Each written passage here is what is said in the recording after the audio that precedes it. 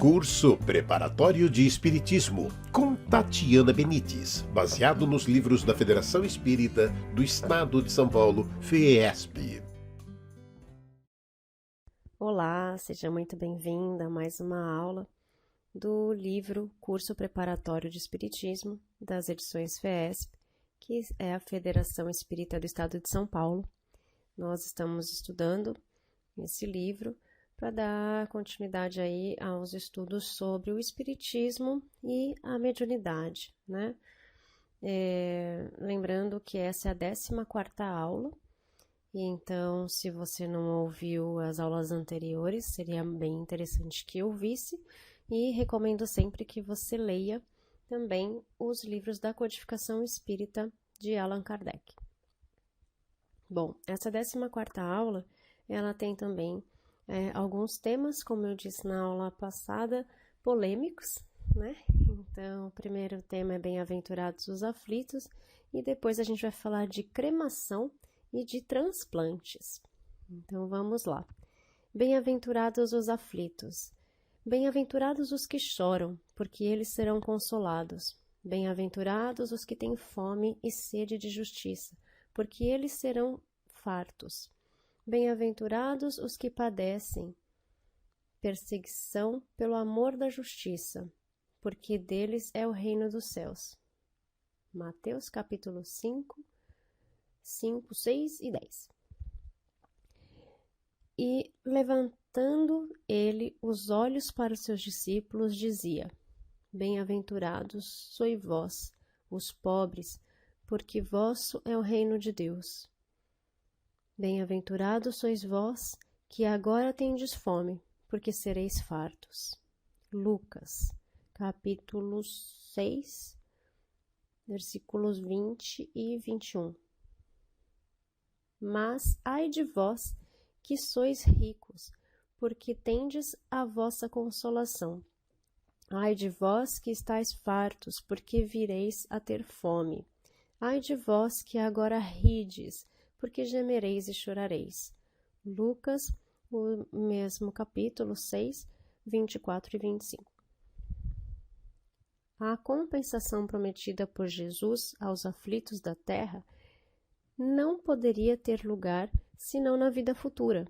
Sem a certeza do porvir, tais máximas não teriam sentido, ou, por outras palavras, seriam um engano. Ainda com essa certeza, dificilmente se compreende a utilidade de sofrer para ser feliz. A fé no futuro pode consolar, mas não explica as anomalias que parece desmentir a justiça divina. Por que tanta disparidade na sorte? Uns sofrem mais do que os outros, uns nascem na miséria e outros na opulência.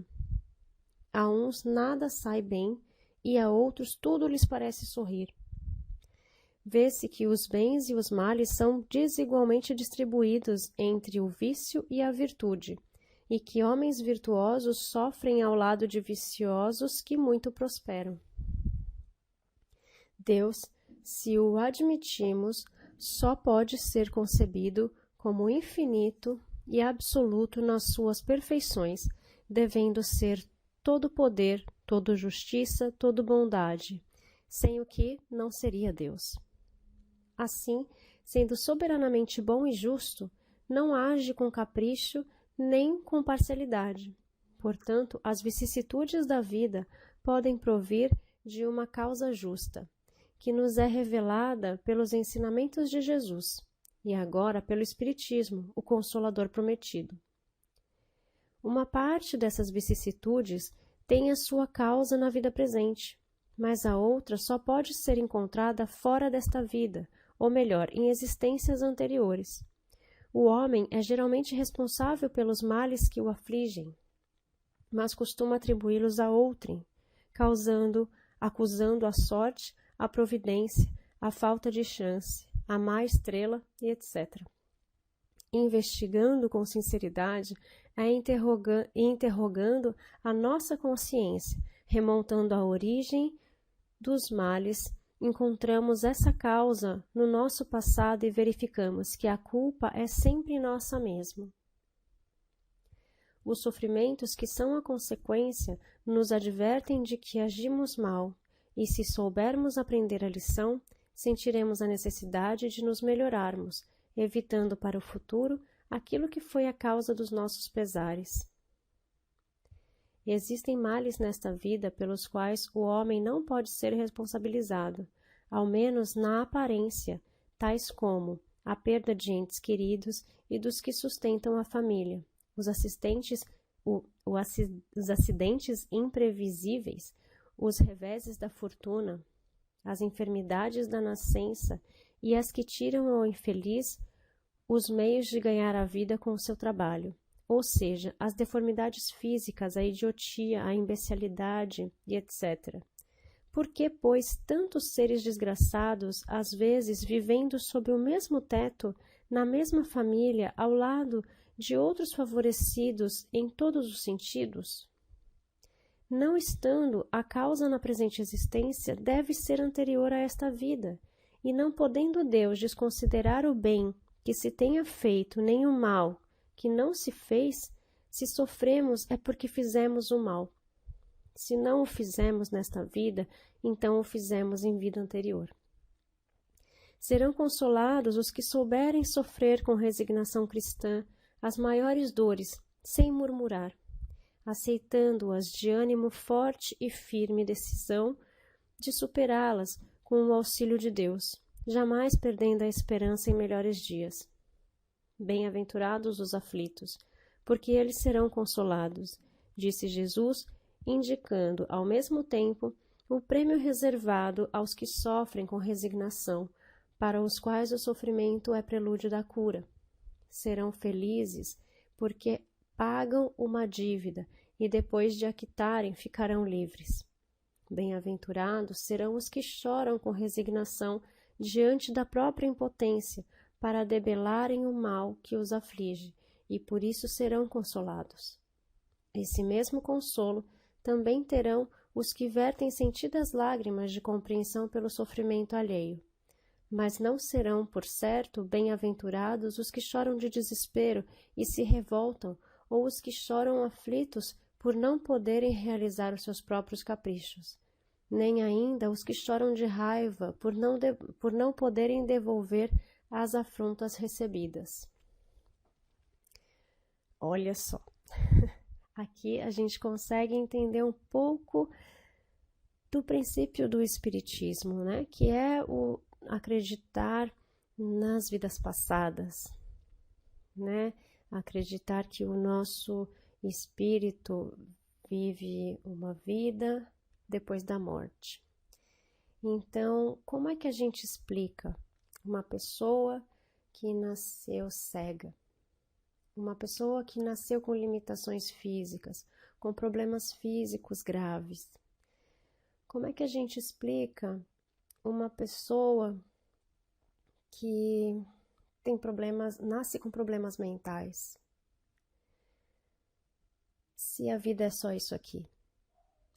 Se a vida fosse só isso, Deus seria muito injusto, né? Porque umas pessoas seriam mais favorecidas que as outras. Algumas pessoas nascem sem um teto. Outras pessoas nascem em um teto de ouro.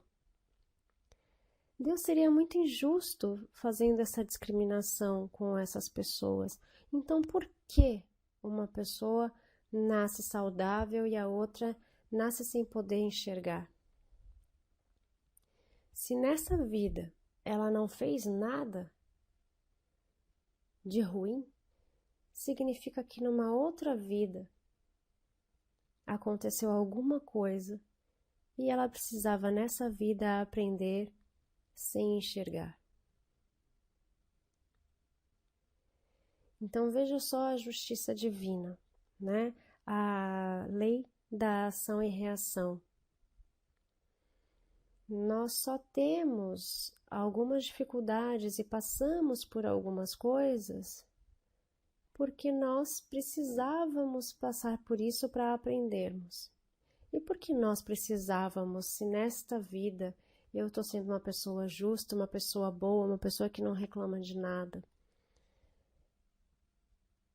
Porque em outra vida você fez alguma coisa que só dessa forma, com esse sofrimento, você vai poder dar valor a alguma coisa, você vai aprender e você vai evoluir mais. Então, essa é a explicação, né, de nós termos outras vidas para evoluir. Porque senão muitas coisas não teriam respostas, Deus seria ruim. Então, por que fala bem-aventurados os aflitos? Porque se nós estamos em aflição agora, se nós estamos em sofrimento agora, e nós conseguimos nos resignar com isso, sem a revolta, né? Nós conseguimos aceitar essa dor, aprender com ela, significa que numa próxima vida nós seremos pessoas melhores. Se eu me resignar com essa dor, na próxima vida eu não terei essa dor. Eu terei me resignado para uma próxima encarnação. Então, essa é a verdadeira lei divina que nós precisamos aceitar, nós precisamos aprender com ela. Por mais difícil que pareça, né? Às vezes a gente fala, né? Tantas vezes a gente escuta, por que que eu tenho que passar por isso? Tem que ter um porquê. Né? E no Espiritismo, a gente consegue encontrar essas respostas, né? Porque se esse porquê não está nesta vida, porque nós causamos muitas coisas para nós nessa mesma vida. Mas se a resposta não está nesta vida, está na vida anterior. E então, nós passamos para um próximo tema, a cremação. Na morte, isto é, na passagem do estado de encarnado para o plano espiritual, em geral, o indivíduo atravessa um período de grande perturbação e de inconsciência que varia em função do grau de evolução de cada um. O desligamento do espírito pode ser mais ou menos traumático em função do apego que este tem à matéria, sua formação cultural, a maneira como encara a morte, etc. No mundo ocidental, a cremação é ainda uma exceção, sendo que a inumação, que é o enterro do cadáver, é a regra.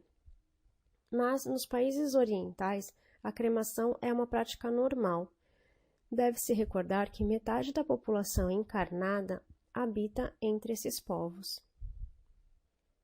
Através da história, sabe-se que a cremação ocorria entre vários povos antigos, inclusive em algumas regiões da Grécia. Anota-se também a ocorrência de tal prática entre algumas civilizações antigas, nas Américas, além de, desde muito tempo, ser prática consagrada no Oriente, na Índia, no Japão e etc. Anota-se ainda que vários países do Ocidente adotam a cremação como uma opção, e que este procedimento se vem difundindo até em função da falta de espaço nas grandes cidades para um cemitério. Questiona-se, portanto, se o homem deve ou não cremar os cadáveres e como fica a situação do espírito nesse caso. O processo de desligamento do espírito inicia-se algum tempo antes do suspiro final, encerrando-se algum tempo após a morte clínica. O corpo morto não transmite nenhuma sensação física ao espírito, mas a impressão do que acontece é percebida por este, possibilitando o surgimento de traumas de ordem psíquica. Emmanuel, em O Consolador, a pergunta 151, diz: o espírito encarnado pode sofrer com a cremação dos elementos cadavéricos? Responde: na cremação faz-se mister exercer a piedade com os cadáveres, procrastinando por mais horas o ato de destruição das vísceras materiais, pois, de certo modo, existem sempre muitos ecos de sensibilidade entre o espírito desencarnado e o corpo, onde se extinguiu o tônus vital nas primeiras horas sequentes o desenlace, em vista dos fluidos orgânicos que a alma ainda solicita para as sensações da existência material. Recomenda ainda Emmanuel em Dos Hippies aos Problemas do Mundo, no capítulo 18, que aguarde 72 horas entre o desenlace e a cremação propriamente dita. Informa Richard Simonetti em Quem Tem Medo da Morte que, nos fornos crematórios de São Paulo, espera-se o prazo legal de 24 horas. Não obstante, o regulamento permite que o cadáver permaneça em câmara frigorífica, pelo tempo que a família desejar. Espíritas costumam pedir 3 dias e há quem peça 7 dias. Deve-se entender que essa restrição se prende mais a fatores culturais e à evolução do espírito, do que propriamente a outros problemas, como, por exemplo, medo de ser enterrado vivo. Lê-se em Leon Denis no O Problema do Ser, do Destino e da Dor, no capítulo 10, ele diz: os invisíveis consultados respondem que, em tese geral, a cremação provoca desprendimento mais rápido, mais brusco e violento, doloroso mesmo para a alma apegada à terra por seus hábitos, gostos e paixões. É necessário certos arrebatamento psíquico, certo desapego antecipado dos laços materiais para sofrer sem dilaceração a operação crematória. Então vamos lá. Tem algum problema de cremar os corpos? Não, não tem. Porque antes, né, da morte da carne, uns minutos antes, a gente já é desligado, até que se dá a morte do corpo, e daí, um pouco depois, todo o nosso espírito já se desliga do corpo. Qual é o problema que eles falam aí de aguardar 72 horas, 24 horas e tudo mais? O problema são aquelas pessoas que são muito apegadas à carne, são muito apegadas à matéria, e daí elas ficam ligadas realmente ao corpo, né? E daí esse espírito pode sofrer esse rompimento repentino aí com o fogo, né? Com a cremação, né? Causando aí alguns traumas, né? Mas um pouco mais de sofrimento para esse desligamento, mas que tudo depende de como essa pessoa estava aqui na Terra, né? Da questão material, como é que ela se ligava com a materialidade. Então, existem pessoas que não tem nem um pouco de ligação com a matéria, então esse desligamento ela não vai sentir nada, pode ser menos de 24 horas ela pode ser cremada e ela não vai sentir esse desligamento repentino. Então, claro, cada caso é um caso, né? E nós precisamos pensar aí na unicidade, né? Cada pessoa é uma pessoa e nas possibilidades do que a gente pode fazer. Então, se dentro de um cemitério ele pode ficar, né, como no caso de São Paulo, você pode escolher quantos dias a pessoa fica na câmara fria para depois fazer esse desligamento, né? Também é uma possibilidade. E, bom, agora a gente vai falar dos transplantes. A medicina tem se valido cada vez mais da possibilidade de dilatar o tempo de vida de alguém através da utilização de órgãos ou partes do corpo de uma outra pessoa que venha a falecer. Há registros de transplantes em várias épocas. Na Índia, há 2000 anos ou mais, tem-se notícia de transplantes autógenos para reparo de mutilações de nariz, orelhas e lábios. Os cirurgiões de Alexandria já tratavam de problemas de lesões na face e outras partes através de transplantes de pele. É uma atitude muito louvável a possibilidade de, através da doação de partes de um corpo que nenhum uso mais terá o seu proprietário, permitir que alguém possa ter aumentado a sua chance, sua vida e, quem sabe, encontrar a oportunidade de proceder a uma reforma nas suas atitudes, mudando e evoluindo para o bem. Isto é, sem dúvida, caridade para com o próximo. Entretanto, uma série de dúvidas surge junto a todos quanto ao momento em que esta operação pode ser feita, sem se correr o risco de não ter ainda havido um desligamento do espírito, quer dizer, a morte física. Do ponto de vista médico-jurídico, o conceito de morte vem sendo muito discutido, tendo-se chegado a um consenso de que a morte encefálica ocorre quando as estruturas vitais do cérebro estão irremediavelmente lesadas. O exame demonstrando a ausência de atividade elétrica cerebral é um dos métodos de comprovação da morte, para o caso de transplantes, do ponto de vista do doador. Sem dúvida, este conceito é questionável ainda, e não há unanimidade total quanto a ele. Deve-se notar que a Constituição Brasileira, de 5/10/1988, garantiu a remoção de órgãos para fins de transplantes, vedando sua comercialização. Como fica a situação do espírito do doador após a retirada de partes do seu corpo? É uma dúvida que ressalta a muitos. Quem doar seus olhos ficará cego na espiritualidade? Comenta bem Richard Simonetti em Quem Tem Medo da Morte, que não há também reflexos traumatizantes ou inibidores no corpo espiritual, em contrapartida à mutilação do corpo físico. O doador de olho não retornará cego ao além. Se assim fosse, que seria daqueles que têm o corpo consumido pelo fogo ou desintegrado numa explosão? Não há com o que se preocupar, pois a remoção de órgãos em nada afeta o corpo perispiritual, sendo que muitas vezes até beneficia o espírito doador, pela possibilidade que proporciona recebendo a alegria e a gratidão do receptor do órgão. Isto serve muitas vezes como bálsamo e elemento de ajuda na reentrada no plano espiritual. Nota-se que, além dos trabalhos a serem desenvolvidos pela equipe médica encarnada, há um outro trabalho de uma equipe espiritual que atua sobre o perispírito, buscando aliviá-lo das impressões fluídicas existentes, possibilitando assim reduzir problemas de inadaptação do órgão a um novo corpo.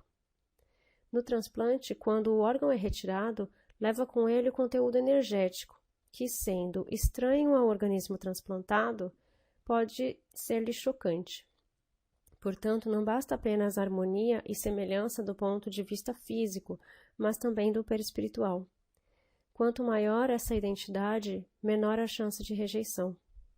O espírito do doador, dispondo-se sinceramente a colaborar, auxiliará em muito este processo, especialmente se souber que a integridade do corpo espiritual depende da vida que se teve, e não do tipo de morte ocorrida ou do que é feito com o seu corpo após a morte. Então, claro, né,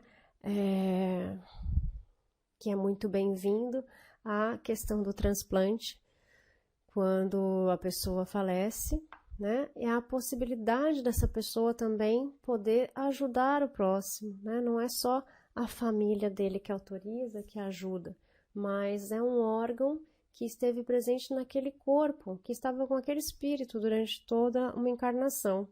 Então, ele vai ser preparado, né, para uma outra pessoa viver.